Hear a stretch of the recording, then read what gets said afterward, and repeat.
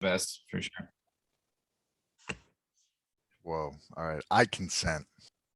You dissent, or what do you dissent from, Will Daly? Now he consents. Oh, he consents. I thought you didn't. I just talked to you, Will, on text, and I you said, can sense that I'm being listened to. Oh, you can sorry to sense interrupt it. you. Go ahead. You don't like the second one as much. Why? Well, what I was saying was that it's weird. It's like Alien and Aliens or whatever it is. Like Totally. they're just like the second one is again. Also, I think James Cameron did it to the second Aliens, maybe. Exactly. Yeah, that's true. So it's like it's not. It's like totally different, kind of, and it's like really good. It's like an amazing action movie, T2. I mean, but like it's not really as like freaky, and like perhaps they couldn't. That's like maybe the only way they had to go, similar to how Alien was so like creepy that they kind of had to like, I don't know, do something more fun and action adventure. And T2 was like such a good action movie, just awesome. I mean, but I was also thinking, and I think I mentioned this to Patrick, that like, I mean, this is kind of a weird, funny opinion, but like, I feel like video games or like shooters are like, they kind of like beat T2 at its own game. So now, retroactively, T1 or the Terminator, I keep, it's so weird that it's like, it was originally the Terminator. It was so weird. Like, Sure. that is now more interesting to me because like the writing is definitely better than the video game. And I don't really remember, like the writing was like really good in T2 probably, but like it didn't like freak me out and like sort of stay with me like Terminator 1. No, yeah, you're I would definitely agree. It's a different tone. You definitely get the sense that like the originator, the writer of the series, had a vision in mind, and then they took it and ran with it, and that became Terminator 2. So James Cameron wrote the first one, as far as I know. I don't know about the second one, but he actually wrote. He was actually really interested in science fiction stories and writing them. And so, literally, the guy who made Titanic wrote Terminator. It's like mind-boggling. Yeah, I mean, and the guy who wrote Avatar, which I think is like way worse. Even weirder, yeah. But Yeah. this, at least that one's science fiction. I mean, Yeah, you're right. It's like totally different genre. But yeah, I agree. I mean, I read that he wrote it with some other guy. I also read, everyone probably knows, like he had this like he was making his first movie and he had a nightmare about this like skeleton crawling towards him. And that was like the source of the whole movie, like a metal skeleton.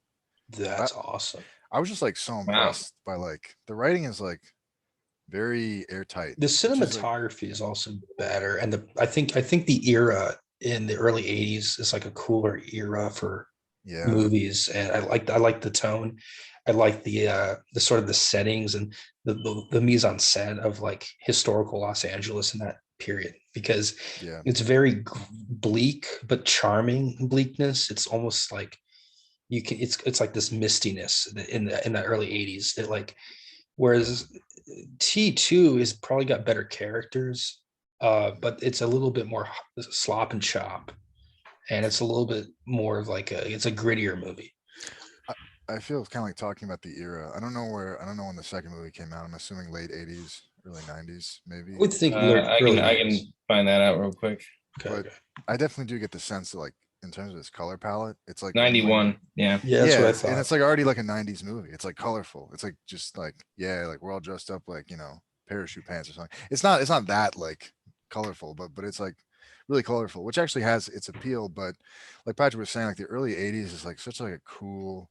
It's just the color. I mean, it's like synesthesia. I just think it's like black and like gray. And like those are Yeah. the only colors in the movie. I really didn't realize how much of a time space there was between the first and the sequel. It's like Star Wars. 84 to 91. That's a big jump. Yeah. What was it? The second Star Wars movie and the third Star Wars movie are similar. Mhm. Oh yeah, like a huge jump. Well, it's actually, I think, literally almost the same years. Oh wow. Nearly, yeah. But the what I liked about first Terminator was it's got this sort of biblical like uncertainty to it. Like you don't really know what it's about yet because it's not as defined. There's no like preceding epic that has to like make allusions to and build and like sort of work with inadvertently. Like it, and it also, you're right, the art kind of merges into like a polysensory kind of thing. But I don't think that it's a superior movie. I think the second one is a more mature film. I think what Cameron does generally is create worlds, and he gets very into the entirety of what he's creating. So with Terminator, he created this paradigm of the past and future, sort of conflict. It kind of like the Matrix or something, right? It's, you have machines and the humans. And he did that same thing kind of with Avatar. It's like, we're going to create a whole world, Pandora. It's like a Lucasian thing. Yeah, That it makes sense. makes a good like stab at it. I think. I mean, I wouldn't. I don't think it's. I think it's secondary to Star Wars, but I do think that it's sort of in the same group. Like, Mhm. and I think it. Have you ever seen the movie Logan's Run from, I think, '76? I don't know if I have. That film was I think it won special effects Oscar like the year before or after A New Hope, and it was a science fiction movie that was sort of like, you Yeah, know it's how right before right before, 76. Yeah. and you know how like for every like great movie there's like a movie that's like sort of like cool but just doesn't have the same like luster. And like, for instance, like The Godfather came out at the same time as a rival film called The Valaki Papers, which is also about the mafia and stars Charles Bronson. It's a very good movie, but it's got some flaws that make it not in the same caliber as Godfather. I think Logan's Run is sort of like that for A New Hope. And the Logan's Run is this dystopian science fiction movie with like this guy from Austin Powers is like a young man in it, but he basically they all have to die at 30, and so they all like party until they're 30, and then they have people that go and kill them, but no one knows they're getting killed. They just kind of taken away and shot into like a giant like multiplex looking thing, and then like they just explode in the sky, and that's them going to like this new realm, but really they're just being murdered by the corporate system. Right. And so that to me is like as far away from like Star Wars as like Avatar, or sorry, as far away from Terminator as Avatar is from Terminator, Mm-hmm. or the Matrix or whatever. But I do think you said something really, really interesting that I didn't even think of, was that the Matrix is a spiritual successor to Terminator in this funny way. Like, Yeah. absolutely. Yeah, I mean, you could say that in Terminator, it's like one robot coming back. In the Matrix, like the whole world's a robot or something. I don't know. Yeah, no, it's the apotheosis. It's this ever expansion of it. Yeah. Exactly. And but as far as craft goes, I think you could literally put that in a sequence: Terminator and then the Matrix. Like, you could group those together. Mhm. And It falls on the same continuum. Most yeah. definitely. Yeah. Oh yeah. And the of course, I don't know. I haven't seen this new Matrix movie. I mean, it might be shitty. It's a whole that's another podcast. Exactly. Yeah. And so what did you guys like about Arnold Schwarzenegger's acting and his performance in this? I think, I mean, it seemed like his job was just to like be normal, or not normal, but like be monotone. He did that.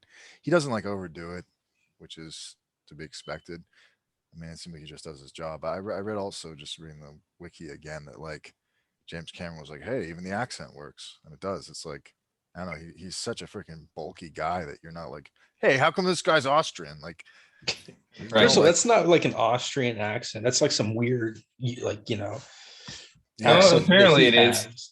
I I mean, but it's not like a It's readily weird. identifiable. don't know what else it is. No, but you Yeah, know I what mean, I mean. that's even weirder. That it's like, it's not like he's like, oh yes, I'm the Terminator. Like, it's not like, oh, it's like, it doesn't even sound like anything. It doesn't It's even like, sound European Right. Like the necessarily. Tommy Funny Wiseau voice. kind of like generic European, just something off. But we can't quite put our finger on it. it's like amazing that it works. It's like incredible. It's like Yeah. if he had like a, I It's don't not know. supposed to work. It's like if he had a sombrero on the whole time. We're like, yeah, that adds to it. Yeah. It's like, why would it? But it does. I don't know. It's It's just not so like a iconic, it Catherine does. Zeta-Jones accent or something. It's a very distinct out of the ether sort of thing. It works because he wears it so well that he's just completely owning it the whole time. I guess So it just goes beyond questioning, Yeah. you know, and it's Arnold, you know, Mr. Universe. The whole package. Like, Yeah. Yeah, what I are you wonder. I have to wonder if he was even like famous when that movie came out. I mean, kinda think he among was. bodybuilders, Yeah, I that's don't know about how it. big that scene was at the time. I always just thought that was like an LA thing, kind of. But yeah, no, what's he probably was more famous because back then they didn't have that many sports, so like, maybe he was a little bit more famous than bodybuilding is now, let's say. But This wasn't his first role, right? But definitely was his establishing role. yeah, I it think seems so, like it would be. It seems like, and the other thing is that the way that when the first scene when he shows up in the fucking nude on the Griffith Observatory, and you're like, Right. it doesn't even really seem like Griffith Observatory. It seems like this sort of, I mean, it's space age. That's cool, but it doesn't. Yeah. It seems like something more important, almost like it could be like a government building or something. It seems like there's like an intimacy Yeah. to it. And then he goes and he finds these punks who he Yeah. like robs, and those are like so early 80s. Those guys, they Yeah, just that they in want to itself. stab some dude just for fun. They're like Mhm. ridiculous. Like the guy with like a stylized tire mark on his face. Yeah, Like exact it's stylist. it's so like crazy that was ever even imaginable. I mean, I imagine it like wasn't realistic for the time even, but like the fact that it was ever credible is like crazy. Like, wow, these punks are really doing it. As well as the club that he goes to later when he's chasing Sarah Connor called like Tech Noir. Like just watching that was like such Oh, a I know. weird. Oh man, I love that.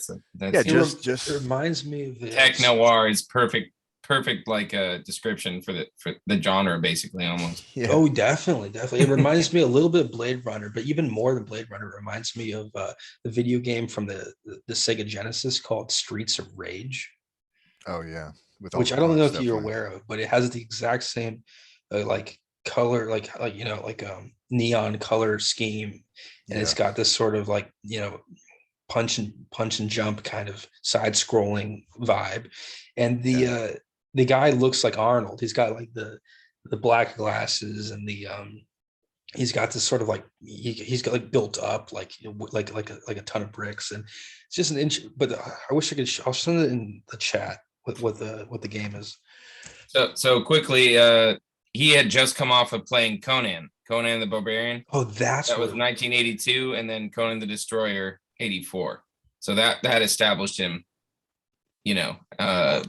in Hollywood first. He had done other roles throughout the 70s, but really bit parts. And now, Yeah, those Conan movies don't get enough recognition because I think they just weren't made that well. But and then so I feel like Terminator itself was more. I mean, certainly more a defining role for him than Conan. Yeah, Conan is basically a movie about a Man of War album cover. Like That's funny. Yeah. Oh, I don't know, Man of War. I mean, in a weird way though, you could sort of say something about term. I mean, you guys remember that like Queen album cover, News of the World? Did that come out Yeah. before? It reminds me of Yeah, that was Molly 70s. Hatchet, Yeah. the Molly Hatchet albums. But oh yeah, News of the World. Yeah, I know that one. What are your favorite scenes, both of you, in Terminator? Two that aren't really my favorites, but I just thought were like interesting, kind of talk about.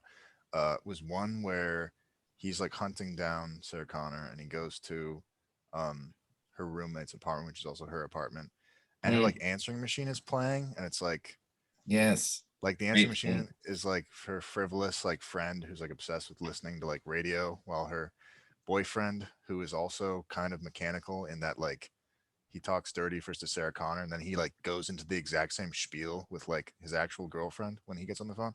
So that's like a complicated sentence, but like that in itself is weird. I just realized that like he has that same mechanical like, yeah, I'm gonna like lick you or something. He like does he launches into the same thing twice. He thought I always thought he thought it was his girlfriend on the phone. Yeah, That's why he did that. He did, but like there's something sort of really funny about like this thing that's like supposed to be spontaneous is like totally mechanical and staged. Like Right. I just found it kind of funny. But then when the Terminator is going to her apartment, the answering machine goes off, and you hear the girl on the machine say like, yeah, like make sure to say hi because like machines need love too, and then he's just like killing everyone. Like that, it's so weird that a machine is saying in her voice, the machines need love too, while the Terminator is killing the girl who said it. It's like, is that just irony? Is there something like deeper there? Like, it seems like there's just some weird like thing there. Good writing. And but let me just quickly say the next thing is when he's in his apartment, in his like dingy apartment doing surgery, and that like hairy ape baboon man who's like way too animalistic, and like you can see the like hair of his like hairiness backlit. He's like the apartment owner. He's like banging on the door and he's like, "Hey, like what's going on? It sounds like you got a dead cat in there." There's like flies landing on Arnold's face, like and that connects to oh yeah, the machines had bad breath. So he's literally like rotting. So that just like tells you for the rest of the movie, this guy smells like rotting flesh, and like that's freaking insane. But I guess like what does that mean? Like people have said that he's kind of like a grim reaper, and if he just like Mhm. smells like death chasing you, that makes it more intense. But like, is there anything deeper than that, or is that all there is to it?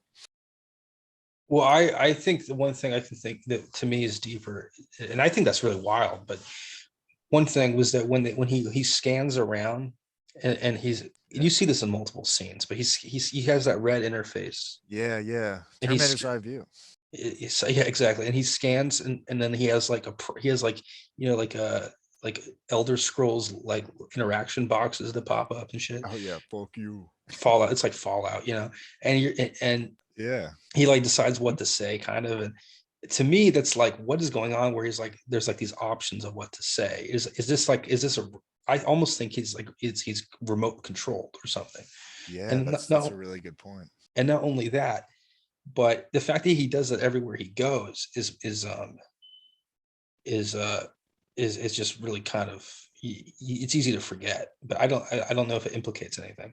Yeah, no, I totally forgot that, but it really, the fact that they're doing stuff from his point of view is Mhm. itself like really weird, because if he's just a machine, he shouldn't have a point of view.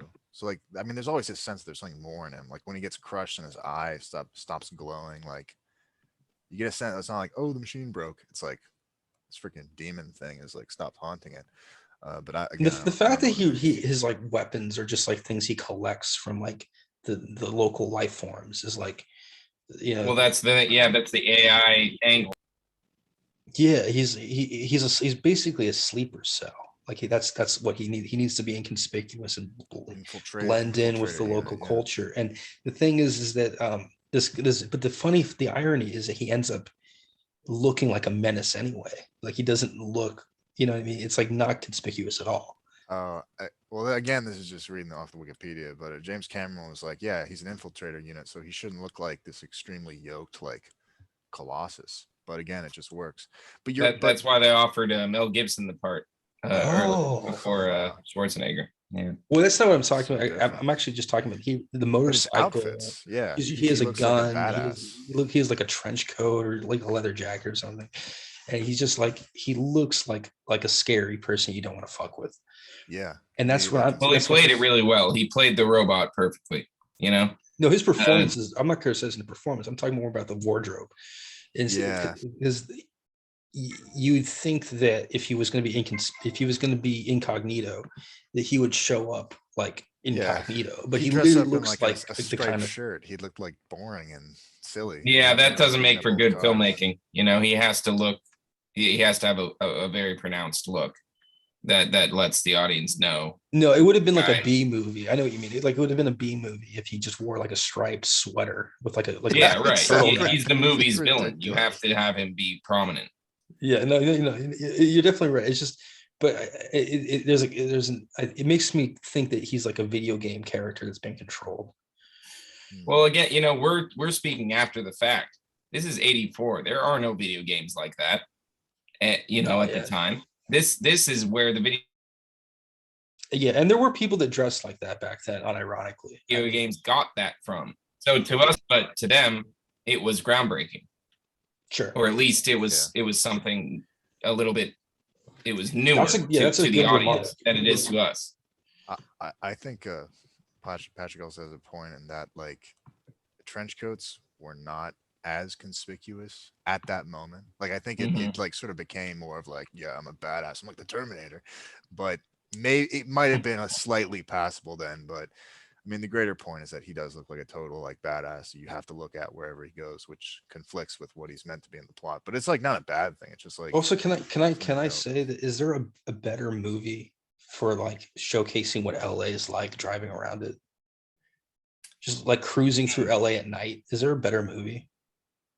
I don't know. I mean, sort of from my memory, LA is kind of a bunch of like suburbs mainly. That's what I'm saying. I mean, the kind of the quintessential LA location movie is Chinatown, but that's not so nighttime, and it's a certain sort of more old school areas.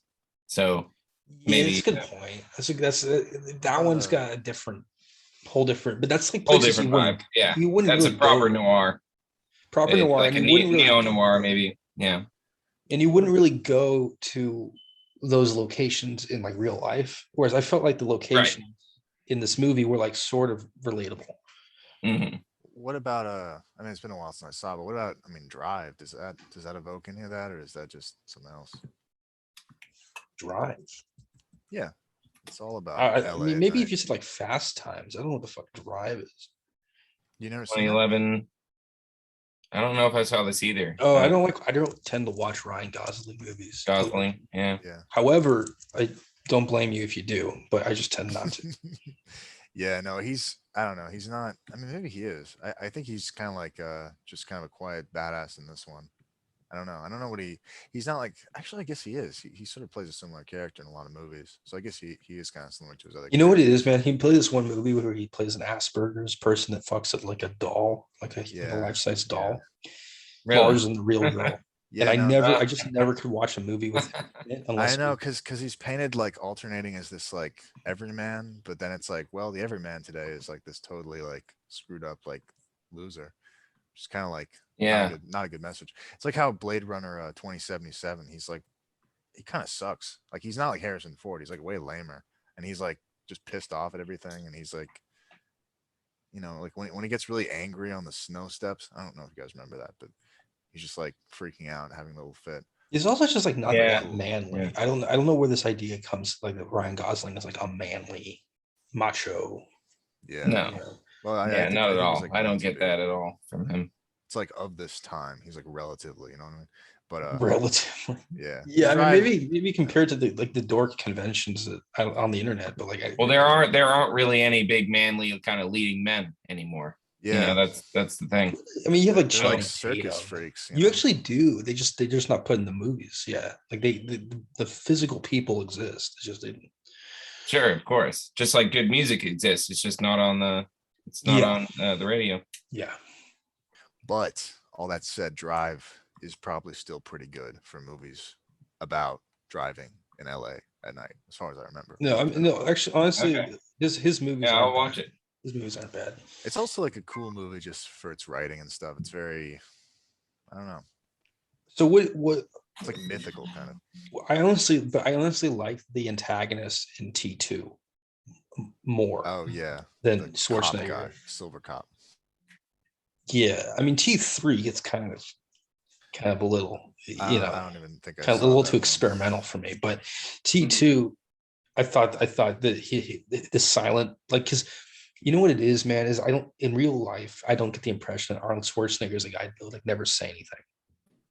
But in T2, the character seems like the cop seems like he just wouldn't talk. That seems like his personality. Yeah, he's more credible as like a infiltrator, and also the whole silver thing is again apparently closer to the original vision. It just wasn't possible with the technology. Yeah, that they shelved T2 for a long time until Cameron decided it was good enough for them to make it work. I think it was in talks for a long time before it actually came out.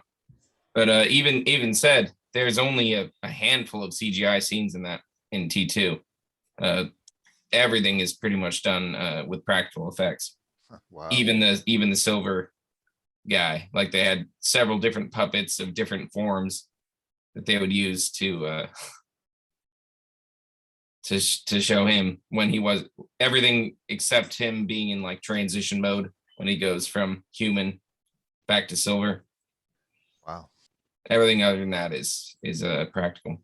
Yeah, you have to remember that like any movie that before Berlin Wall is broken down, or the Soviet Union's disbanded or whatever, any movie that has that sort of it's gonna have a certain like it's gonna have a certain characteristic where like the entire like crew and cast is thinking geopolitically in a different way, and that's altering their performances. It's altering their attitudes about setting up the fucking muffins on the table, the Coke That's cans that they interesting. open. It's altering every little fabric of what's going on.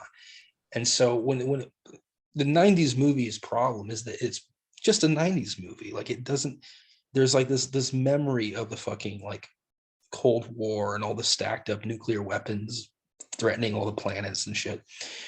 But it's not really a reality anymore. That's a pretty good point. Yeah. No, yeah. In It's 80 kind in of like it's kind of like the 86, end of history or something. yeah, it is Versus, like the end of history. In the 86, Francis Fukuyama, yeah, in 86, Soviet Union, and that's keep in mind that's 2 years after this movie. The Soviet Union had 45,000 warheads stockpiled. wow. That's like, or are they trying to destroy the sun? Like, That's I mean, funny. it doesn't make sense. Well, we always had more stockpile than they did. Sure, but these actors aren't worried about America. Although I'm sure the more radical people in the cast might have been, but I think generally That's speaking, these interesting. people were more worried about the Soviet Union at the time. But Sure. maybe by the late 80s they weren't. Not so much. Yeah, it was kind of said and done by then. It was again we verge into other different topics here, but it was kind of being used as a fear tool more so much as a real, much more so than a real threat. No, wait, but I don't mean to diverge. I think it's on point because I think that Cold War fear of the looming threat, I think that sort of transmogrified into Oh something yeah. about tech, about AI, about cybernetics. And I think this Terminator movie sort of represents that fusion of fear with emergent technology. Well, to go back further, I mean, you can look at H.G. Wells and stuff like that. I mean, they were talking about, as early as, to my knowledge, the late 1800s. Yeah, Uh, yeah. I just am. the fear of technology and the implications of what it might bring to society and how humanity would adapt to it. That's been a kind of an age-old question, but certainly more so since the industrial revolution. Yeah, it certainly seems Yeah, I mean, when prospect you of look the at when you world look like at blowing up. when you look at sorry, I'll let you. Let me just. I got some weird notification that these group meetings they only have a 40-minute limit. Oh, really? Yeah, but this is the thing is sent me this message like, oh, don't worry, like we waived the fee for now. Oh, Yeah, it said it extended it. So, Yeah, so it's all but good. yeah, you're the group leader, so I have So I'm the commissar, the party commissar, I think I have a paid account if you guys want to use that in the future. general undersecretary of the working staff. yeah, Okay. I'm the propaganda minister. Yeah, call that's it. a good one. That's always a good one. No, but I think that like that's why I love those early 80s movies is because they represent sort of this crackpot fear of the Soviet Union that's no longer really realistic. Like it's not the Sure. 50s, but that's it like sort of the fever pitch of that creates a sort of a zeitgeist that's very compelling because Yeah, it's like a pastiche on Cold War fears, even yeah, when it's they're not really even well, around anymore. Yeah. yeah, because it's the culture itself is like burning itself out. It's like Right. supernova. Yeah. Yes. I agree that fear of being blown up by nukes is so intense that it like adds to the drama of something. And something that really impressed me about the writing in Terminator was like the backstory is like it's not just like, yeah, the machines took over. It's like, yeah, there was like a global nuclear war like caused by the machines. And then they decided to kill the rest of us. It's like just stacking disasters on top of each other. It's not like, yeah, there's Mhm. this one robot that just got invented and it's trying to kill me. It's like, no, all robots are trying to kill all humans, and they almost have. But like we're winning. But like it's just like this complicated, like interesting story, and you barely see any of it. But what little you Yeah. see makes it seem like super It's just impressive. It's like it really seems like That's you're why It, it's the it same keeps you as on the edge of your seat from the outset. that's why it's the Because same as the Iron Curtain with this whole mechanized tyranny or mechanized hidden evil, Wizard of Oz kind of thing. Because the actual like behind the scenes is so much more interesting than like what you the snapshot you get, a little sneak peek. But it does. But we kind of you kind of know that if you saw what's like the mission cogs behind the wheel, you would sort of like be less impressed, or the mystique would go away. And so Mhm. this little snapshot is kind of like better than actually learning the ins and outs of the evil corporation or whatever. So you're saying that in the movie, hearing the guy basically sort of talk about it and seeing a few shots because it triggers the imagination is Yeah, really effective, and that itself you think is either caused by or at least related to how at that time period before the fall of the Iron yeah. Curtain, no one really knew what was going on in the Soviet Union. Well, I There- think like there's- I think that's a trope you see in movies now that didn't exist until this era, kind of. Like, I mean, you get a little bit of it with like Darth Vader and the Palpatine and stuff, but like before that, like even like World War II movies, like the menace of the Nazis wasn't like this thing. And it's like, why isn't it this like big overblown like fear that's like lurking like Cthulhu, tremendous, Right. mystery. Why? because the It's because Nazi threat was so overt. yeah, It was so clear, and the Cold War uh, was much more obtuse, yeah, exactly. And so when undefined. so- and so like when you read Tolkien's Lord of the Rings, you don't get you get like maybe a little bit of like the Cold War in there because it was in the 50s and stuff, but it's not as like pronounced as in the Cold War, the Well, Tolkien he was movies. writing about the First World War, really. Well, he was writing. I mean, he give him credit. He was writing a lot of different things, sort of smushed into one sandwich. That's true. Yeah, very long writing period on that. I think there was like espionage a little bit in Tolkien, I guess, how they're like maybe orc spies or No, something. there was a lot. The- I'm glad you brought that up. There was actually a lot of like, KGB spy kind of stuff going. Yeah. I mean, the big scene of like tension, which really seems most kind of modern, is when they're like at the. I mean, and again, I've only ever saw the movies. I don't know if there's even the books, but like they get to the gate and they're like Oh, hiding behind like a of course freaking they are. rock, and there's these like regiments of like Easterlings, and it's just like, oh, dude, like, and talk, by the way, talk about an Iron Curtain. Like they're so close to this like gate, which itself, The if they Black pass Gate. through, Yeah. yeah, would only there's still like 1,000 miles to the mountain, and it's like, oh man, it's like raising my blood pressure just thinking about it. It's stressful. Oh man, And that yeah. that does seem similar to I don't know, the situation. I mean, Yeah. again, In the books, it's actually like that more than you think. Not like a. It's sort of they make it kind of cute, so you don't like get like weirded out by it, but because it was still the 50s. But in the Hobbit, they don't have any of that by comparison, or as far as I remember, it wasn't as pronounced. I mean, from what I remember, the Hobbits, it's more like a fairy tale. It's less like Yeah. storm and drang. It's more like, oh, went to the magic dragon's mountain. Well, the Hobbit wasn't Seven really a dwarves. mature work. I mean, the Hobbit was sort of his take on like Mhm. an earlier style. That was the point of the entire Lord of the Rings saga, was to create. He didn't Tolkien didn't think that the UK had a proper mythology, because he was pretty racist, and so he saw all the existing mythologies they had as not properly British enough. Well, this Uh, is the thing is that he was Like had a lot of King German Arthur was ancestry. like, that was Welsh, so he didn't accept that. So he wanted to write one himself that he thought properly exhibited all the right British tendencies I according to his view. I read a book on He was very German though, his ancestry. Yeah, Anglo-Saxon. Yeah, well, that's what I mean. As No. He actually literally had like not Anglo-Saxon, but he actually had German ancestry. I read sort of a book about, I guess, kind of his creative process by like the guy who like taught Anglo-Saxon literature like after him at Oxford. It was like so Mm. weird. It was like written by the guy who's like the most like Tolkien possible without being him. I Damn, mean, It's kind of except, funny. except from his son. that's cool. I think it's pretty good, but from what I remember, he said that like Tolkien was like a philologist, which is different from a linguist. And Tolkien like hated linguistics because he thought it was like lame, because like philology is like so much more about like the meaning of language. And there are like Yes. passages in that book where it was like he thought he could like he thought he was like reconstructing the mythology as much as writing it, because like if you look at like language, it will like generate like it will like show you like the true meaning. It's like so weird. Yeah. That's real true. It's like philosophy, but linguistics. It's where philosophy and linguistics meet. His language says a lot about society and culture.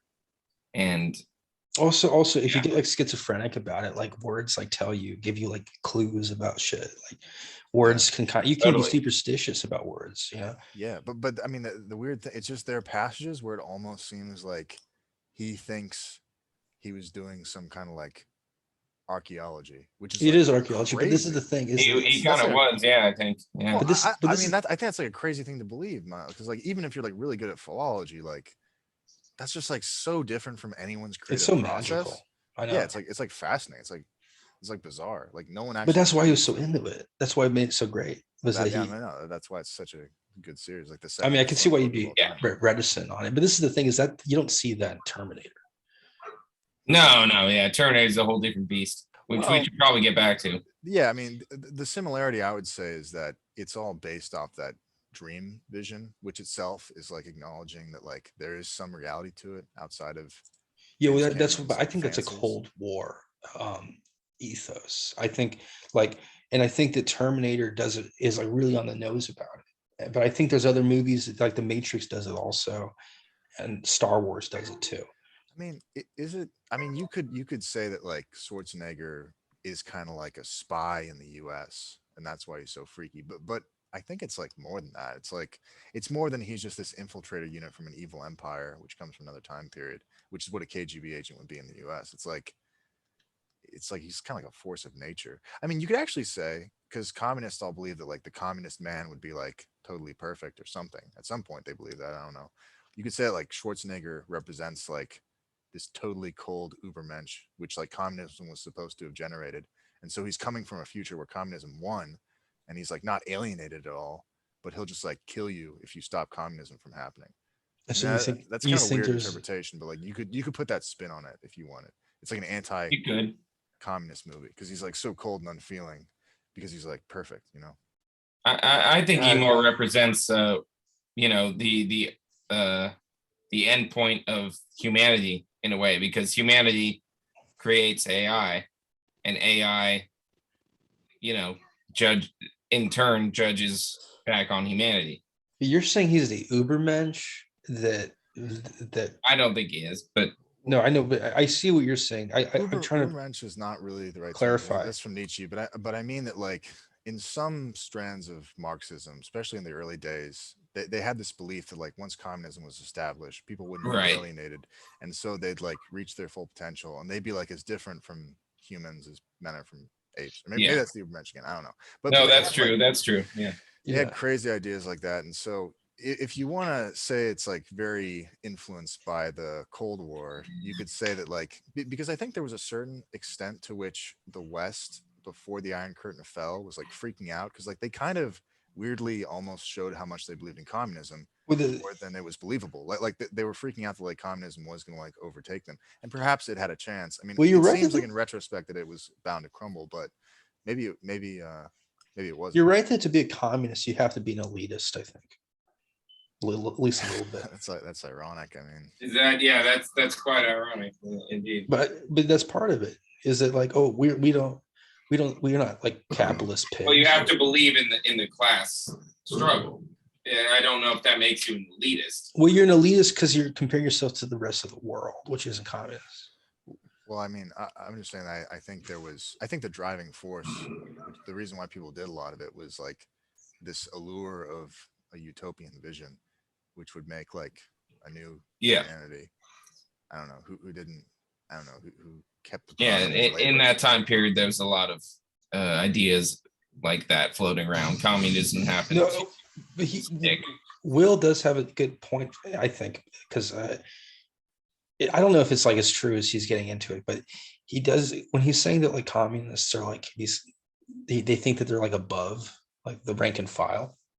Yeah, I think there's a weird truth to that. Like, in like the Russian in the World War II, the Soviets like killed so many of their own troops just because of like I think that that's like an attitude of like, oh, you don't live up to our crazy expectations. Like we're just gonna kill Yeah, you. yeah. The archetypical, the proper communist would die for his Yeah. cause, and you're not fulfilling that. Yeah.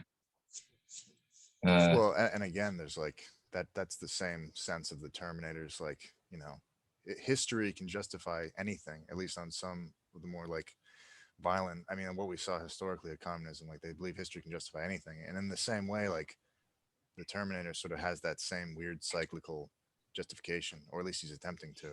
I mean, that's one angle. Another angle, which I think is sort of I see. Yeah, I see what you're saying there. Yeah, that's sort of interesting when talking about it, is like it seems almost like religious in that like John Connor is conceived like out of nowhere. I mean, he is conceived from a guy, but the guy was only sent by John Connor. So like, there's that infinite loop, which I believe recurs in Terminator 2, and that the arm is turned into Skynet or something, like the arm which survives.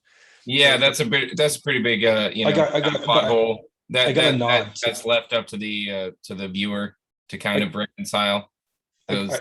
I can corroborate Will Daly's claim.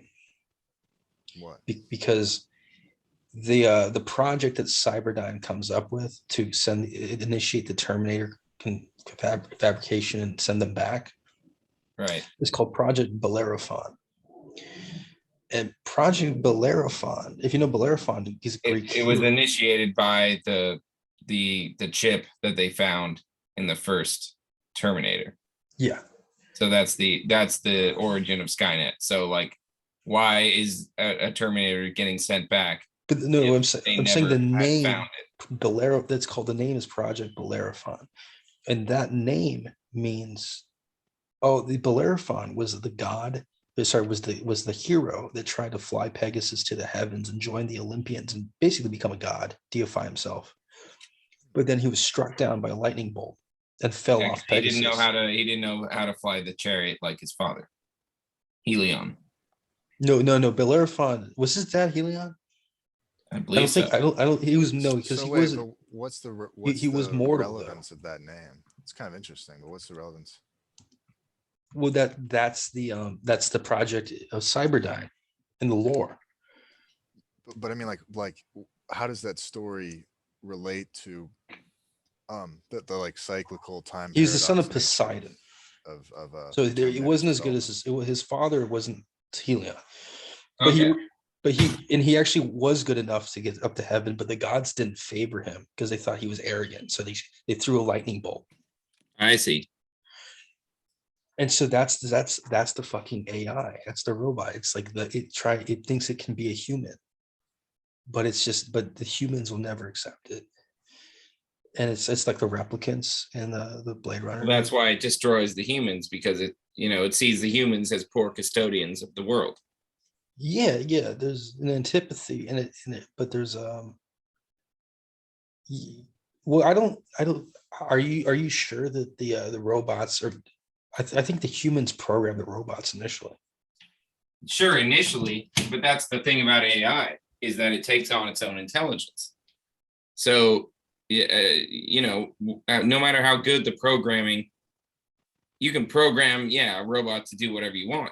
But if you make it good enough, that's called the singularity, when they reach their own sentience level. But was Cyberdyne, they decide that humans are not necessary. Was Cyberdyne an AI, or wasn't it run by people for like a long time? You mean Skynet? What's Cyberdyne? I don't know what Cyberdyne is. Oh, Cyberdyne was the industry that created Skynet. Yeah. Thomas, I can't hear you. Can you say it again? What did Skynet and Cyberdyne? They were created by people for a long time. Well, Cyberdyne was created by They were managed by people for a long time. Skynet was the AI's own creation. Oh, okay. Wait, sorry, I just missed the last like 2 minutes because my headphones are. Oh, okay. So Skynet is the AI. The last I heard was that Bellerophon was the name of the project where they used the Terminator's arm to make Skynet. But how does that relate to? Well, he was trying to figure out the difference between Cyberdyne and Skynet. No, I was trying to say that there's this elitism that they have, right? Because they're like, there's evidence of it, because if you know the Bellerophon story, it's a story about this guy who's arrogant, and he thinks he can be a god, and he isn't, and the gods kill him for his arrogance. Yeah. So that's proof that there's this fucking attitude of conceit or whatever that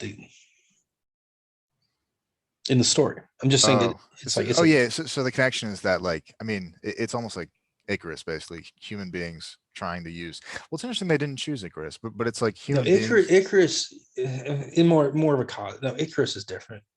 Well, I mean, I think Icarus is closer to the actual story in Terminator. No, because like, Icarus was retarded. Well, I mean, you could say the same of them. I mean, No, Bellerophon was good enough to be a god, but the gods didn't like him because they decide who's a god. And so when he was flying up to Mount Olympus, they threw a lightning bolt and killed him out of like anger. Icarus was stupid, and he thought he could fly too high. And he didn't listen to his father's counsel or something. Oh, Yeah. So okay. Well, I again, I'm just trying to reconnect it to the story. It seems like there's some vague connection between, like, humanity maybe is good enough to make Skynet, but Skynet will just like kill it or something because it's now something. Well, it's better. either. Wait, Will, were you saying that there was an arm that made Skynet? Yeah, it's Cyberdyne. Yeah, Cyberdyne Research made Skynet. So in the same sense that John Connor was born out of nowhere in a kind of like, it's a way that's like a virgin birth, but it uses like time paradoxes instead of like direct supernatural intervention. No, but okay, so this is where it gets really interesting. Yeah, definitely very biblical. Yeah, I hadn't touched upon that. Yeah, that's good. It's honestly, it's more Greek. It's more classical mythology to me. Sure. I mean, it was more one than the other, but there's that. And because I think the mortality is represented.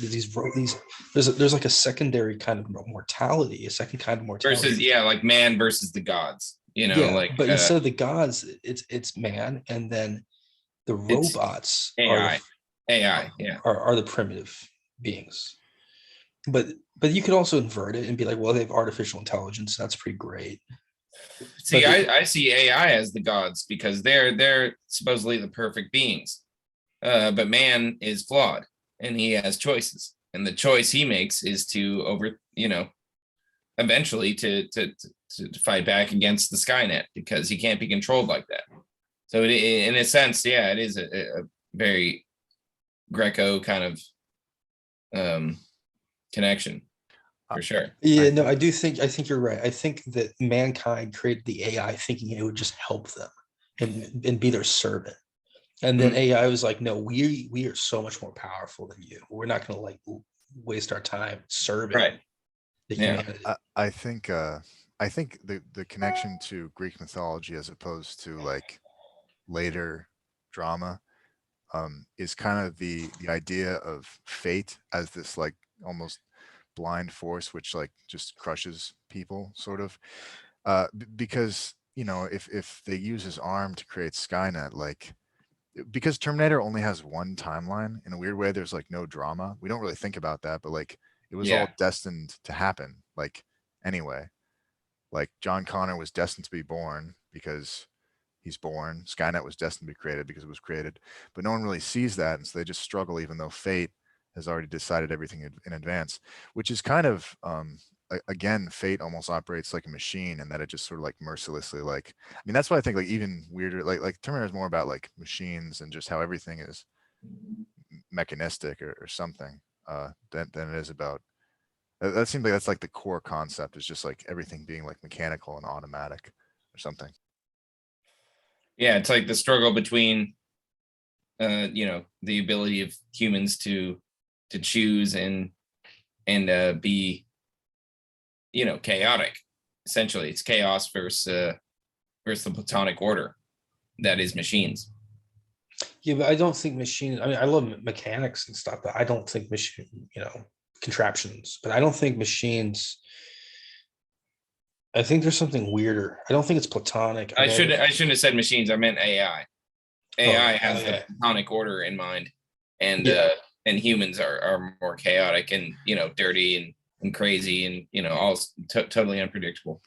I think this is kind of weird. This is like the opposite of the earlier. I don't know, but for some reason people use like communism doing like film analysis, and so you could do the opposite. You could actually say that because I was thinking recently that like it's kind of like just like a meme thought. But like I was thinking recently, like, hey, like AI's existed for centuries. Like AI is nothing new. Like capitalism is AI. Like I'm not a communist, but like the idea that like capitalism, like or not capitalism, like money basically. The black hand of the market. Yeah. Yeah, it shapes people's lives and it kind of messes with their lives sometimes. I'm not like that's all I'm saying. I'm not saying people, that's Well, all I'm saying. every societal scape, affects the way people think and live. Yeah.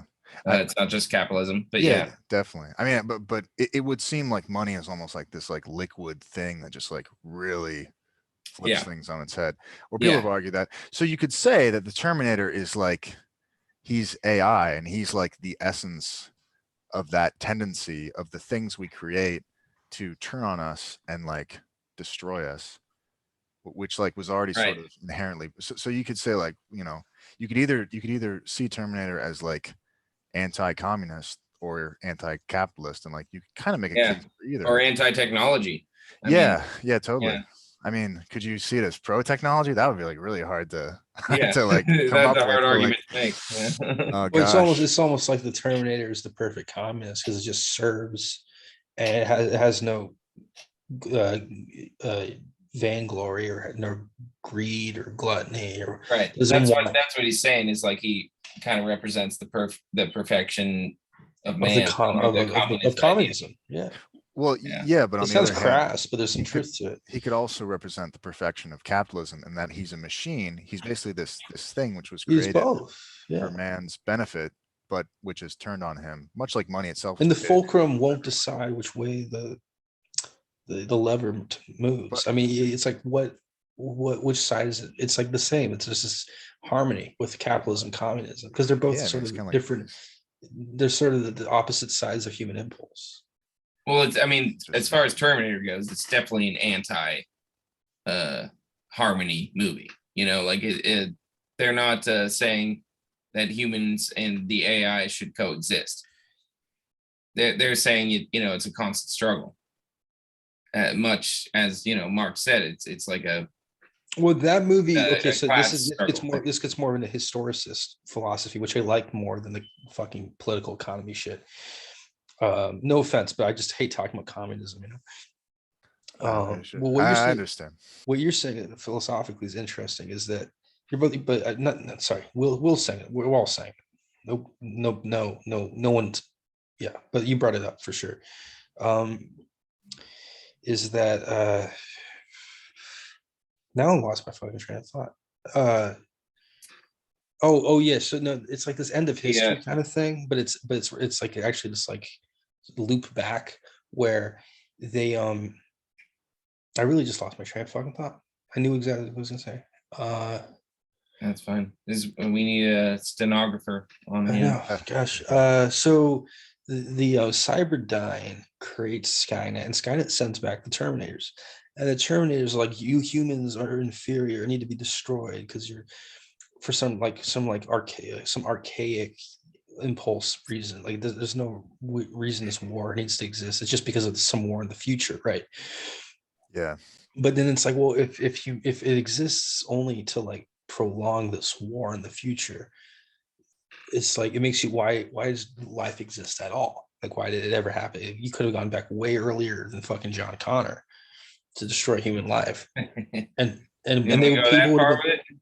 people would have been a lot less. Yeah, I mean, you could a lot less aware of what the fuck was going on. I mean, if you destroyed human life, then the machines would never be created.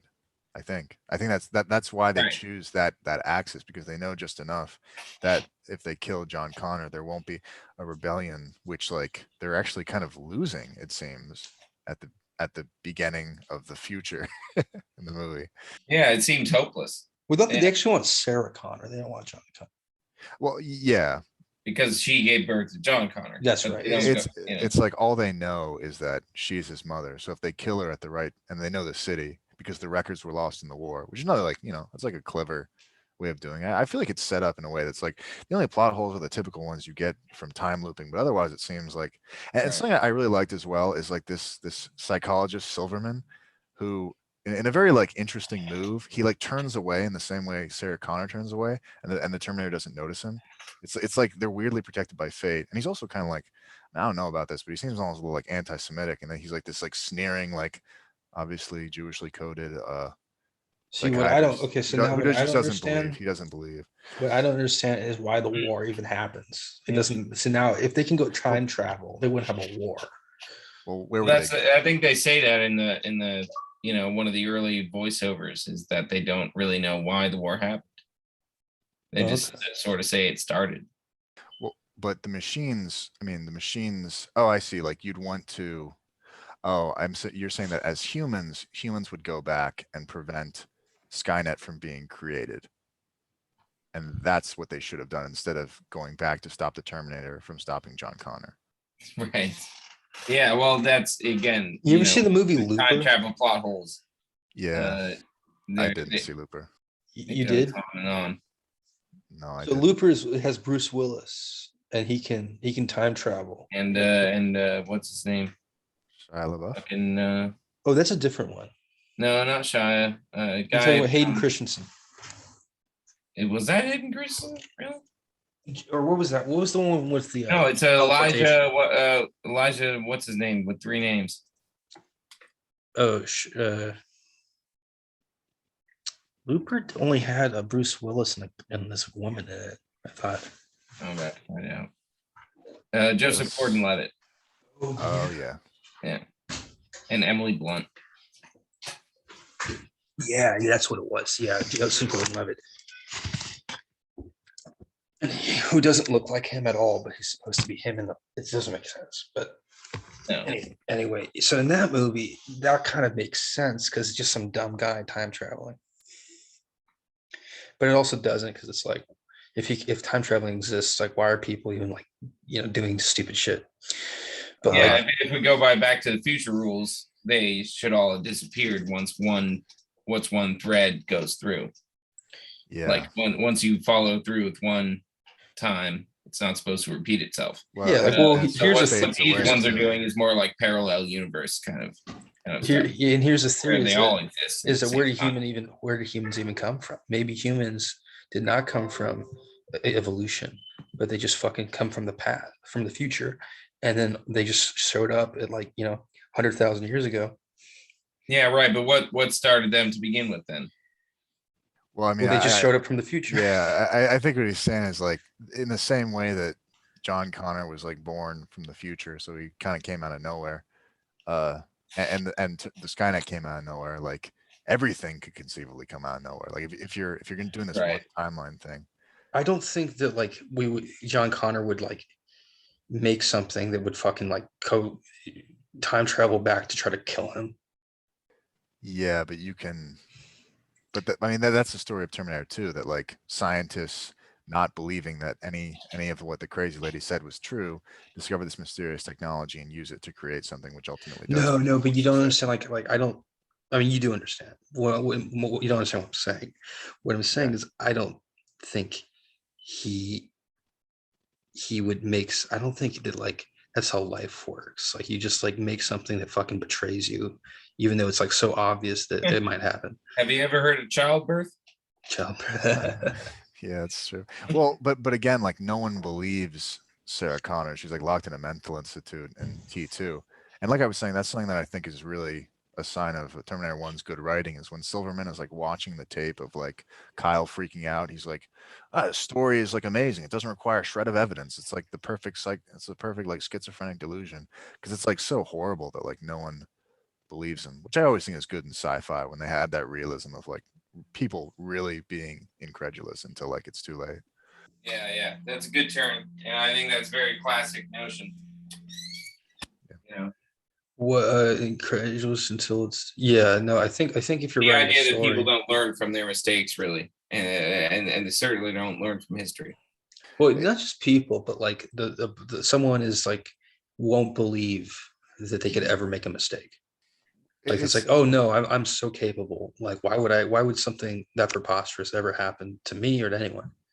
I think it's more like how this like in every like really good ghost story, like people initially just think it's ridiculous, and in every good sci-fi story, people like really have to be like, there's no good sci-fi story where a guy's like, a ghost, I thought I might see one, or like that's like fantasy at that point, or like, ah yes, you travel in time, I believe you immediately. Like there's often like a long slog where the person who has the amazing thing has to like convince the other person that like this is actually real, and it just adds Yeah, to the dramatic and come to effect. terms with it themselves.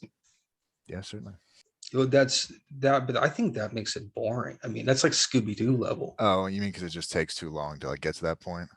Well, like I mean, it's just antics. Like it reminds me of a Christmas Carol where he's like, where he has to like, where like the the ghosts of the future or whatever, like Yeah. has But to I think, tell I mean, I think, Christmas ghosts have to tell him what's going. Like it's Well, just that's like kind of the one that set the tone for all like kind of all of our modern time travel stuff I, was that one. I sort of think of Hamlet. I mean, I don't remember it much, but I remember Hamlet's friend, whatever the hell his name was, is like Horatio doesn't really believe, and then Hamlet's like, oh, there's more heaven and earth than is dreamed Yeah. of in your philosophy. It's Yeah, like, yeah, yeah. but what I mean is like yes, that because I moment, it like at that moment, you in the audience like, damn, like maybe ghosts are real. I mean, you're not really, but like it at least like gets you into that, for the work to acknowledge a bit of disbelief is like a depth which I think like developed in history. I don't think it just like, I doubt it was there in like Greek plays, although I really have no idea. I'm just like guessing. I think it must have been, but yeah. you're saying what you're saying that you think people have always been that way, or they change at some Uh, point. I'm saying like I think it was like it's like new. Like for example in the Divine Comedy, is Dante like, I can't believe it. Like what, am I in hell? Like what? No way. Like I don't think there's like a 20-minute scene where he's like, I can't believe this. I must have had too much peach wine Yeah, well, because I'm from that's the olden days. That's what you're just counting. no, but this is the thing. No, This is the thing is that that's true. Yeah, no, this it is the doesn't need thing. to be in everything in every time travel. That incredulity that like that Right. people that like that puts fluff into a story and it's like sort of there for Sure. like comic relief. That is not how people would react. I think that's just they're doing it to like pad the story to say because they want to like add you know what I mean. It's just like it's a So safe thing to you write in. think you think it's actually not realistic? I think that's very realistic. Yeah, I think you'd be very incredulous if you were ever put into any of these scenarios. Well, I mean, it sounds like you No, guys. no, no. I agree with both of you. I think that Wait, well, it's realistic, but I think that it's put in to pad the fucking the duration so that the story ends up being longer without having to put a lot of work in. I think it's cheap writing.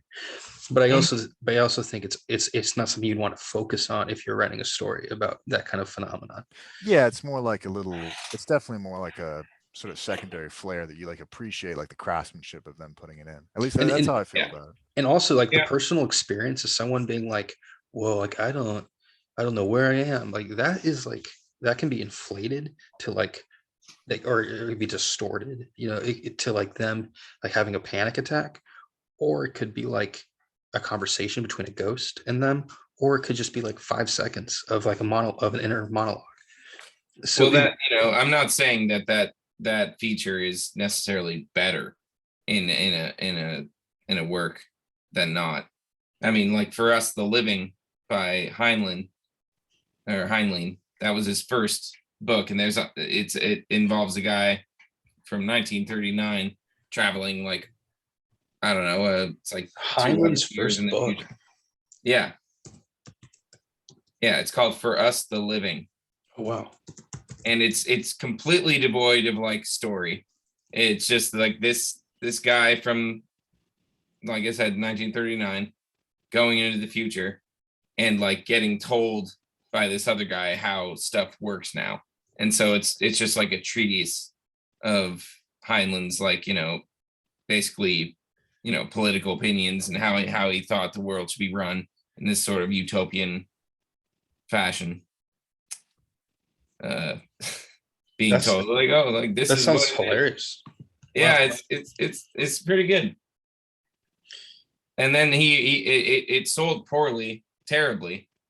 He he you know, had no success with it. So he realized he had to kind of break up what he was trying to say in that book into several more books, and then just like make up a storyline to go with it. So he started doing that afterwards. Wow. And that actually, so it actually worked. He was able to do it again and make it more like appealing or something. Yeah. He started. That's when he started writing like more deeper sci-fi that still had what he was saying in For Us the Living.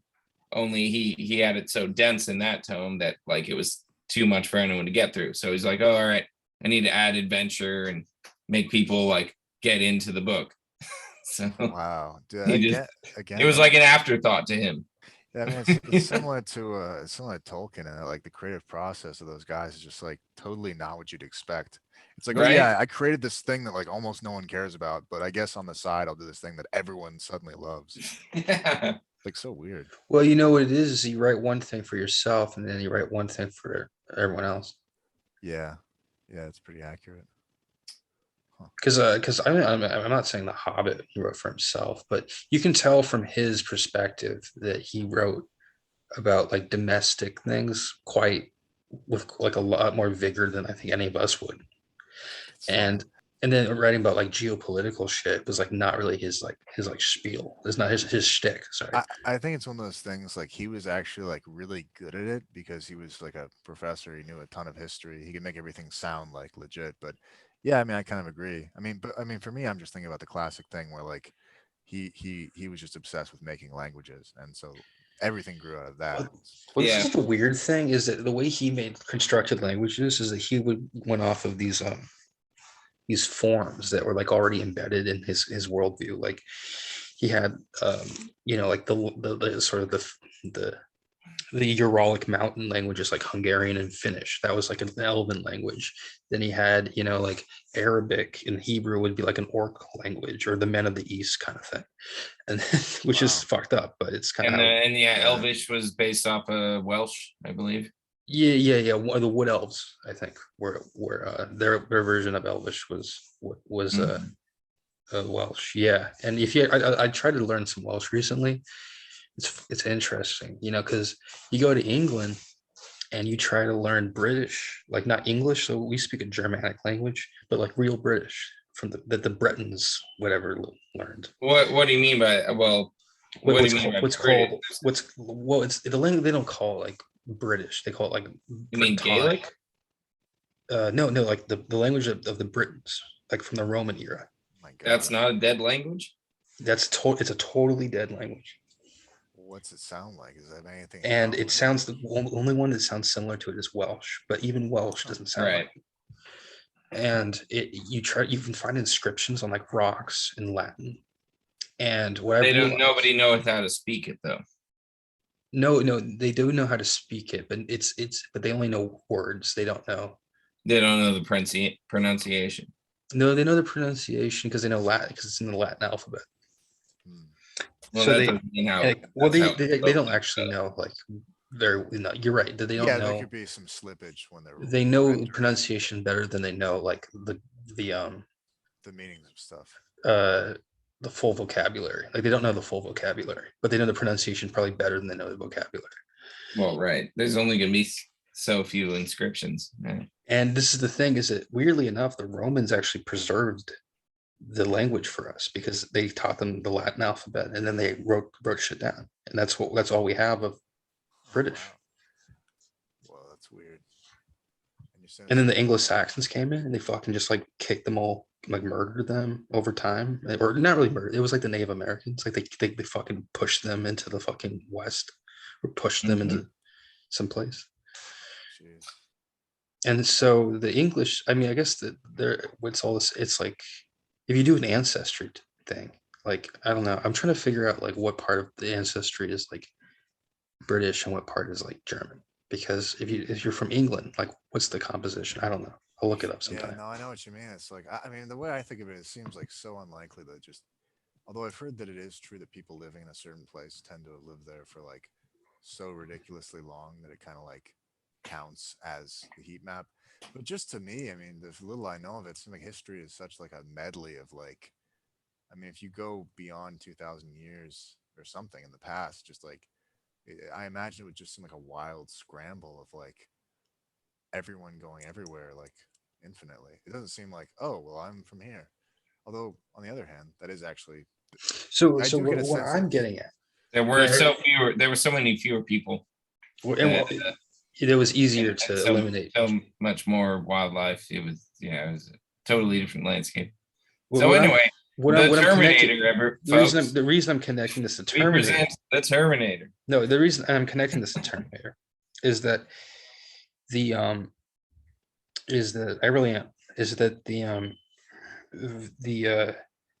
that sense you get in Tolkien, right, where it's like these languages are fucking long lost and they're dead and they're magical. Like that's real history and archaeology too.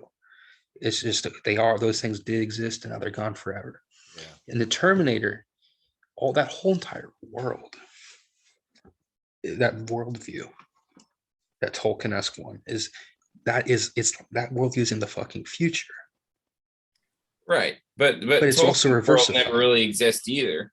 That's a fantasy world. No, sorry, no, I'm saying based off of- not the world that it was built, but the world view as it was like reassembled from like the world that Tolkien the man had. from the existing world that he saw. Yeah. Creating a new Wait, one. Yeah. It's sort of it's reversified and it's looking in the future rather than the past. So you're looking in Right. the future and you're like, what's coming from there? And you're like like, H.G. Wells. yeah, but which work by H.G. Wells? I don't know. I don't know one per se. I think there's one by Jules Verne where he Yeah, or that's even earlier. Yeah. Wait, I don't really get what you're saying. You're saying that whereas Tolkien created a mythology for the past, a lot of sci-fi maybe No, I'm not creates a saying mythology for the that. I'm future, saying that or- yeah. I'm saying that Tolkien looks at the past and he's like, these things have significance because there's so few, Yeah. right? This pocket of elves, this language that's almost dead. Yeah. It's so Because he was rarefied. speaking about the dying world. The dying world. In that he saw in the early 1900s and forward, as he wrote that book over decades. And then But, in Terminator, they're saying the same thing, but they're saying it about the fucking future. It's weird. It's not the same as I like think I see. I mean, I think you could be making the argument, if I'm correct, that it's a continuation but they're of the kinda- similar idea, I think. the director or whoever was trying to like capture something about the future which was disappearing using pieces of it which would soon no longer exist because, well, perhaps unbeknownst to him, the wall would fall and technology would be less mechanized and more like, more digital, more just entirely internet based. So like in a way, yeah, it's like, it's good. Yeah, I think that's a good way of sort of a good variation on what I'm saying. okay, because I still don't really understand. No, that's a good spin-off. What I'm saying is more of like I kind of like yours more, to be honest. But what I'm saying is like the future is glimmers of of a world that is inaccessible. Just like in Tolkien, his past is like glimmers of this inaccessible world, but like Yeah, merely invoking like what's the slivers of remnants left will like fuck up your life. that's really interesting. I mean, Yeah. but you're saying this from like, I mean, I think you're saying that like within the context of the movie versus like the context of Tolkien. Like, I don't think Tolkien's story was necessarily about like the perils of archaeology and how it will like make you sad or something. But Terminator almost seems like you're saying that like it is about like if a piece of the future were ever to come to the past, it would be like so horrible and deadly that it would No, leave but you- okay, so you're close. Right. But this is no, but in Tolkien it is like that also because it's like, what are the wizards doing? What do the wizards always do? They learn these dead languages and then they go and they speak them, and then that creates fucking spells and shit. Like, and then the Ring of Power was made like thousands of years ago. I mean, they're not out there like creating chaos. The wizards, the Astari, are there to No. Well, maintain the no, peace. no. I mean, the power doesn't have to be bad, but I'm saying that what they're drawing power from is this ancient shit.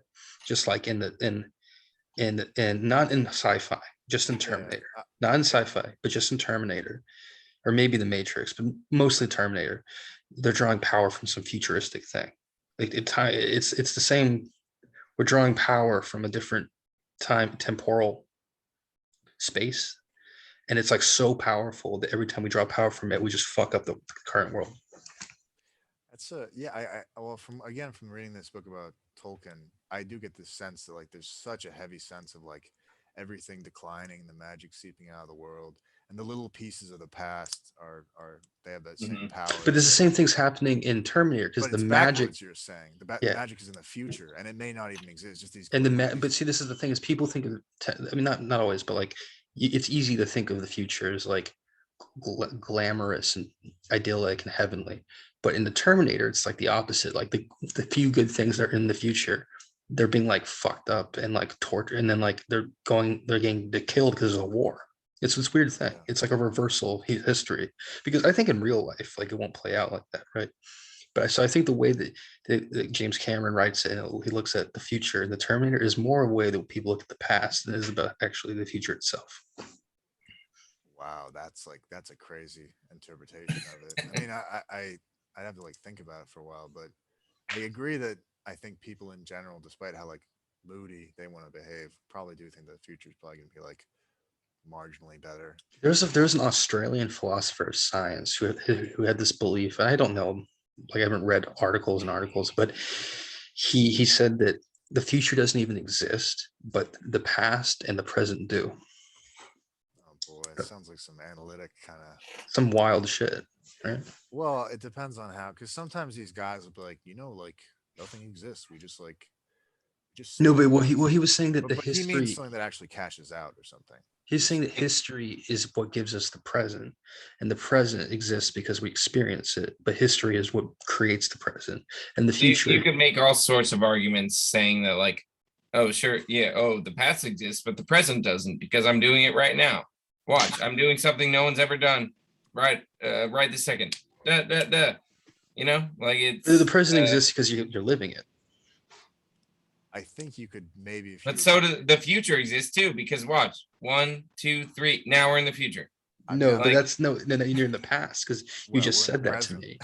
Now. Yeah, exactly. Well, see, these are like no, it's completely it's more, like philosophical arguments that are not really definable to anyone. You're not getting the way they define it though, because they don't define it in terms of like statements. They define it in terms of experiences. So like that's how they define it. That doesn't mean that's the way to define it. Wait, sure. Surely. I mean, obviously, I don't know him at all, but surely what he means is that, like, objectively speaking, the future does not yet exist. It has not yet transpired. That's true. Not happened, because otherwise people would not be free, I guess. Although, gosh, that sort of leads to. No, what it is that okay. Think of it like this. Yeah. The history is like the mechanics that drives the fucking the tractor or the tank. Sure. And then the present is the tank, like when it actually working and like moving. Yeah. And then there's no future, because there's never a future. I mean, I think he's like made a category mistake, but like, I see his point. I see like the use of that argument to emphasize that, it's like some like Lawrence of Arabia, like nothing is written. And that's like a cool thing to like remember. Like the future is like wide open. That's good. Yeah, and but so is the present. I mean, you really like the present to me. No, the present is unpredictable as the future, because there could be a super volcano explosion right next to you, and you wouldn't know right now. It. And that's a good point. That's not prediction. That's you could be hit by a comet or an asteroid. There's only really one present, but I think there are. But you're talking about like the very, very immediate future as the present. I don't think that's what they're saying. Like, okay, so somebody could I don't know, come knock on your door, or like I don't know, shit happens. But like, that would be the future. So immediately that's like, yeah, I guess it's present, but it's also. It's immediate, and it's not known. No, you don't like the past is known. So I'm trying to like draw a line between the past and the present. But anything Seeing that as can like happen, the past can be known about, like it's already transpired. you don't understand though. Present is in your own moment. Yeah, That it's not the hasn't no. The present transpired isn't a yet. moment though. The present is less. It's less. It's not. It It's doesn't have constant. time. It's moving. It's Yeah. constant. Yeah. But something that happens 10 seconds from now is still the future, even if it's 10. Even if it's in the moment. No, I know. I know. Oh, I okay. know. Okay. I think I mean you could say by the same token that the past like doesn't really exist or something. You know, I feel like at That's that true. point Yeah. you're kind of just messing with the definitions. Like I think everyone agrees that the future is going to happen, so it exists in the sense that it will happen. It doesn't exist in the sense that it's currently present, or else it'd be No, true. but I think the But the reason same the is true of the past past. exists. Okay, you might be right that the past doesn't exist as much as the present. Well, I think it Yeah. exists more than the future does. Yeah, I Yeah. actually I do agree with that. Like because like again, because the future is not determined, it's not set. Nothing is written. That's good to remember. So that's just what I tell people when they're like, "Oh, why do you study the past?" Because like science is about the future, and the past is Yeah, so it's like how can I study the future? It freaking hasn't happened yet. yeah. Also Yeah. in Terminator it did happen. It kind of sucked. So I'm not gonna do that. A cautionary tale. Yeah, in a way, Terminator is like propaganda for the history, or it's promoting it as a subject. It's like, history is way cooler than the future. The future's totally fucked up. Well, but it's not. It's more about the present, though, isn't it? Like it's. I mean, from the Oh, you're perspective. saying, yeah, this is like a broad theory that a lot of people have about science fiction, which is that it just documents the past in like a quirky way. That's Sorry, weird. not the past, the present, and the past, and maybe a little bit of the past, but most of the Oh present, yeah, yeah, in yeah, in like a quirky way. yeah, It rearranges the present so that you don't recognize it and yeah, think it's something that's going to happen. Uh, yeah. I've heard. I mean, I think that's pretty accurate for a lot of sci-fi. It's like this kind of like heavy-handed social commentary. You know, I mean, I'm not saying all of it, but a lot of the time it is sort of like that. It's really just talking about. Increasingly so. Yeah. These days, I think. Yeah, I mean, whenever stuff's bad, it's usually sort of one dimensional. But I mean, that's why I sort of like Terminator because I get the sense at least it's really rich with like I don't know. It's like any good thing, any good work of art. You can really say a lot about it. Also, I think the future exists in the mind as something that can be imagined, but it can never be. It's not something that. So maybe I don't know. I mean, you're right. It doesn't exist. It's possible we can conceive of it, which is also true of the past. And It's like infinity. It's like it's too infinite. Like the infinity is something that's like it's not really a number, but we just kind of say it is. yeah, that's actually pretty cool. Yeah, we talk about the future like, oh yeah, it's just there's the past, it's the future, but they're really like nothing alike, and not just because it has yet to happen, but because it branches out infinitely, and so it exists in this hazy way that's like totally different from the past, which is just this like static, like chunked thing that's really just Because like the world's always changing to accommodate the future. It's not like we just walk into the future and it's a room that never changes. The world is always reshaping just to make the future kind of fit into form. oh, that's a crazy way to think of it. That's like the opposite of how I would think of it. That's like so weird. That's like so Well, like think interesting. of it this way: like you ever have a dream, and then you wake up, you're like, that was an interesting dream, and then like 6 months later, you have an experience that was like literally from that dream. Not really. I You mean recently, coincidence? yeah, I know. No, well, this is the thing: is that no, because a coincidence. No, and I'll tell you why it's not a coincidence. Is that what you're dreaming about is like really like satisfying and like it's like what part of what you want in life. It's like a milestone. And then when you experience it, it's also a milestone. So that's why it's not a coincidence. Okay.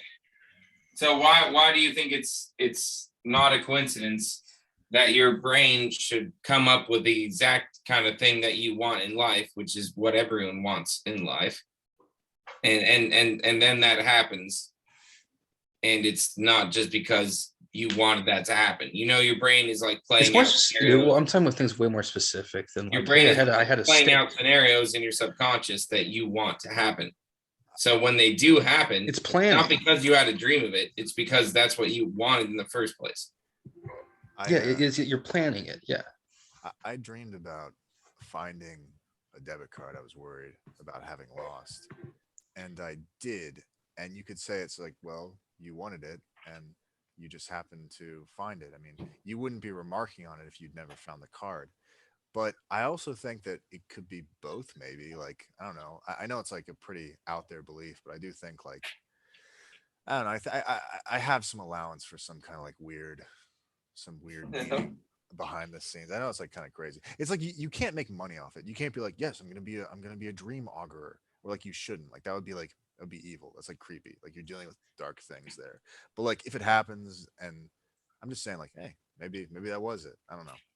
I'm not ruling it out. I don't, cause I just I It's think weird. I people mean, are gonna rule it out. I don't know. and we forget how like how in the ancient world they were more into that than in the medieval world. In Yeah, the ancient world, they would take the fucking liver of a fucking like of a sheep, yeah, and they would Yeah, fuck they had some sacrificed animal. and they would cut it open, and they'd be like, yeah, and then they'd be like, what should I do? And it's like, Yeah, oh, I don't know, dude. I really have a big fucking skepticism about those kind of things. But I will agree, it's like it was part of their rituals back then. So who knows? I think all that divination is kind of like I think you can't ever like ask for it or make it into a routine. But I mean, personally, I think in the Bible it happens sometimes that people have dreams which tell them what they're supposed to do. I don't think we want to live in the future. I think like we could have flying cars, and we just like, oh, it's not environmentally friendly. Oh Yeah, yeah, I mean, yeah. Every time, yeah, a good thing comes up in people's faces, they slap it right the fuck away. well, I mean, I would say that our idea of the future, it ideas of the future which are like fun to think about are like way more fun to think about than ideas of the future which are like realistic. It's like No, no, I disagree. man, it's gonna No, why? I think that people don't want to have fun, and then when we think about the future, we think about all the fun stuff that like the 1% are doing, Yeah. and then but in real life, people are like, that's kind of like a waste of fucking like. That's what I'm saying. I Oh, mean, okay. it's like fun to think about. Like if you have two pictures of the future and one is like realistic and the other is like totally awesome but impractical, if you're just thinking about it, you know, you're gonna think about the more fun one if that's all that's on the table. But then when you know when the sun rises and you have to actually like go to the flying car factory, you might be like, this sucks. I don't want to do this. I'd rather just like settle for like comfortable mediocrity in the status quo. I feel like unfortunately a lot of people do that all the time. Yeah, well, that's the cog in the wheel or the machine or whatever. Yeah, I think Oh, that I it guess you also could be a wheel in the machine too. yeah, you could be a lever. You could even be a person in the machine. Yeah, you could be a bearing, Kind of complicates things. The actual the a ghost in the nut. You could be a machine. nut. You could be a werewolf in the machine instead of a ghost or a vampire. Just other MGM mystery. But I think another thing with Terminator, like the last interpretation, I don't have one yet, but like I don't know, what's like the psychological like it's a psychological angle. Because he kind of reminds me like a zombie in that he just is like this pure life force which just doesn't feel pain, never dies. I don't know. What does that correspond to in Oh, psychology? have you ever seen? You know what movie's a lot like Terminator in that regard What? is the I just saw Invasion of the Body Snatchers, Oh yeah. and this they remade it in the 70s with Donald Sutherland as the lead. And by the way, did you know that the book was written in about Mill Valley, kind of like, Yes. Yeah. I do know that. It's freaking and I crazy. think it takes place in like sort of like San Francisco, most of the book. Really? Yeah, Damn. I but think it like takes there's place like in a Mill lot of Valley. it's in Mill Valley too. Oh, yeah, yeah. What?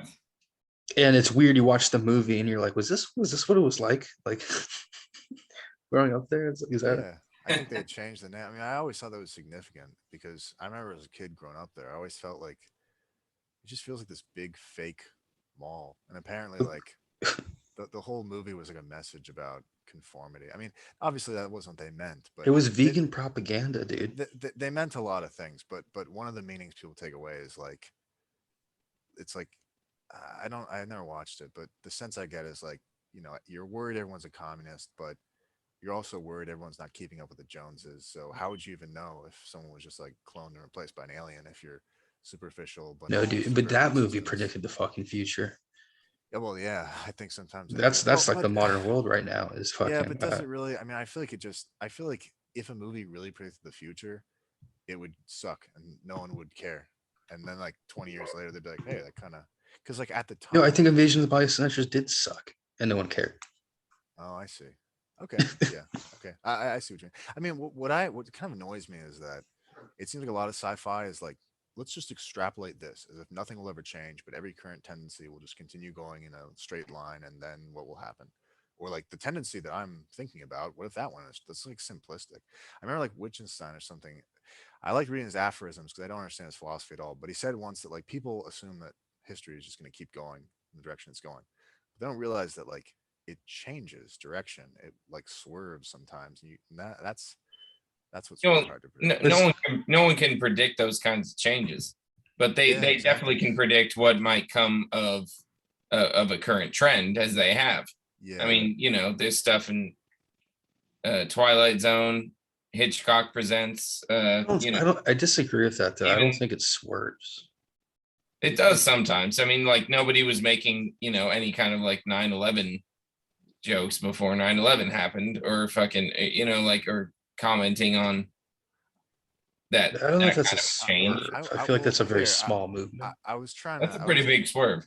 I was driving back and I was trying to like explain stuff. I was imagining explaining stuff to like Thomas Aquinas, and like I realized like there's so much you would have to explain. It's like ridiculous. Like I looked at when he lived in just, Right. like the 1200s, and it's like Yeah. I was like trying to explain my car, and I was like, you know, there's fire, and the fire makes smoke, and that like turns the wheels or something. Right. It's like a chariot. You know what a chariot is, right? I feel like I'm talking Yeah. about Yeah. my Driverless stepson or carriage. something. Yeah, and then like, and this is all. And I try to be like, I try to explain like my instrument panel or something, and I was like, well, what the hell? He doesn't even know what like a normal instrument panel is. So it's like this is a Yeah. window, and it's like it's not made out of glass. And then I was like, oh shit, you don't even know what plastic is. And then I was like, well, what the hell's oil? You don't even know what dinosaurs are. Like, how am I supposed to explain oil to you? Yeah. Like, I don't even know if Yeah. he knew what lizards were. No, And you I can think explain That's oil. what I'm talking about like the fucking you know, period of adjustment for a time traveler. No, but this is the You thing know, is they would have so little idea of what the fuck was going on, and they would not just fucking roll with it. I mean, honestly, I feel like I could explain stuff to him in like 30 minutes, especially because he was a super genius.